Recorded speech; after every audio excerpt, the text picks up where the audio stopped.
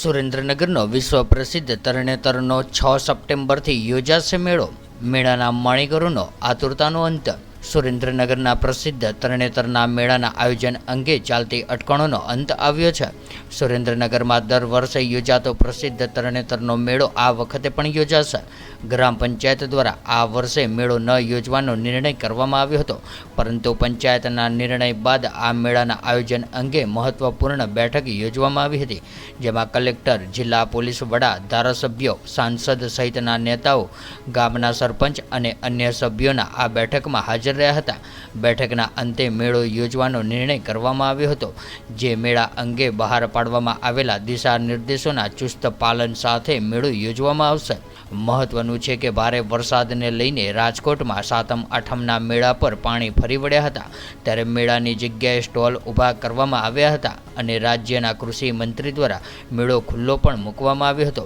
પરંતુ ભારે વરસાદ પડતા લોકોને મેળાની મજા માણી શક્યા ન હતા, ત્યારે ઉત્સવ પ્રેમી જનતાના તરણેતરના મેળાની રાહ જોઈ રહી હતી.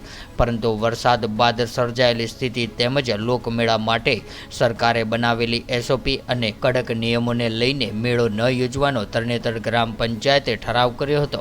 ત્યારે ગ્રામ પંચાયત દ્વારા તરણેતરના મેળાનો ન યોજવાનો નિર્ણય કરતા ઉત્સવ પ્રેમી લોકો નિરાશ થઈ ગયા હતા, પરંતુ હવે મેળો યોજવાનું નક્કી કરતા લોકોમાં ખુશી જોવા મળી રહી છે.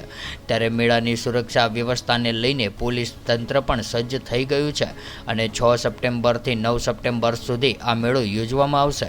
ત્યારે આ બાબતે સરપંચે જણાવ્યું હતું કે સાંસદ, ધારાસભ્ય, એસપી સહિતના અધિકારીઓની હાજરીમાં તરણેતર ખાતે મેળા અંગે ખાસ બેઠક યોજવામાં આવી હતી.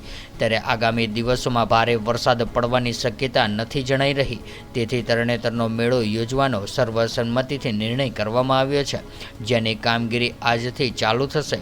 અને જે તે સમયે ખૂબ જ વધારે વરસાદ થયો હતો, પરંતુ હવે આગામી સમયમાં કોઈ પણ વાવાઝોડાની સ્થિતિ ઊભી થવાની નથી, તેથી મેળો સર્વસંમતિથી યોજવાનું બધાએ નક્કી કર્યું છે.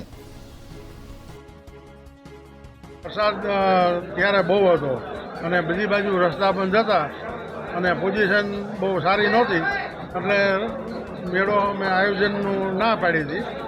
અને હવે વાતાવરણ બધું સારું છે, એટલે મેળો કરવામાં કોઈ વાંધો નથી.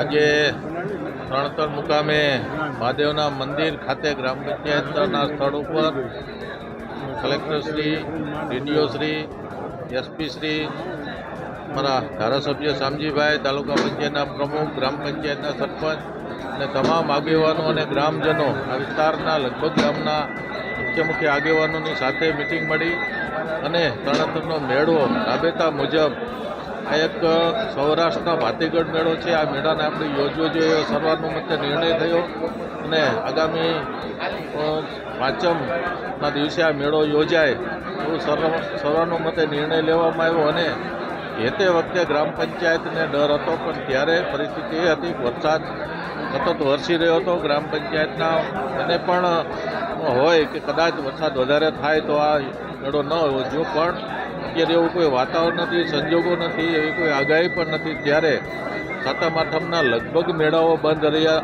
હોય વરસાદના કારણે તમામ લોકોની ઈચ્છા એવી છે કે આ મેળો તરણેતરનો આપણે યોજીએ. ત્યારે આજે આ મેળો યોજવાનો નિર્ણય બધાની વચ્ચે સર્વાનુમતે આ નિર્ણય લેવામાં આવ્યો છે. આજે બધા જ આપણા સાંસદશ્રી, ધારાસભ્યશ્રી, ગ્રામ પંચાયતના તમામ સભ્યો, સરપંચશ્રી, અમારા જિલ્લા વહીવટીતંત્રના તમામ અધિકારીશ્રીઓ, એસપી સાહેબ, ડીડીઓ સાહેબ અને અમારા સાથી બધા અધિકારીઓ, એમની સાથે આજે તરણેતર ખાતે ખાસ કરીને મેળોનું આયોજન માટેની એક મિટિંગ બોલાવેલી હતી.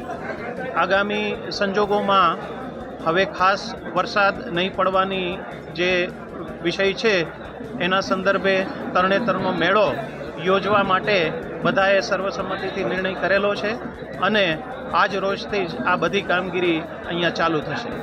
ગ્રામ પંચાયતે જે ઠરાવ આપ્યો છે એ જે તે સમયે ખૂબ વધારે વરસાદ થયો હતો, એના કારણે જે છે એક વિષય આવ્યો હતો, પણ હવે અત્યારે જે બધા બદલાયેલા સંજોગોમાં આપણે ત્યાં વાવાઝોડા કે અન્ય કોઈ પરિસ્થિતિ ઊભી થવાની નથી, ત્યારે આ મેળો યોજવા માટે બધાએ સર્વસંમતિથી નક્કી કરેલું છે.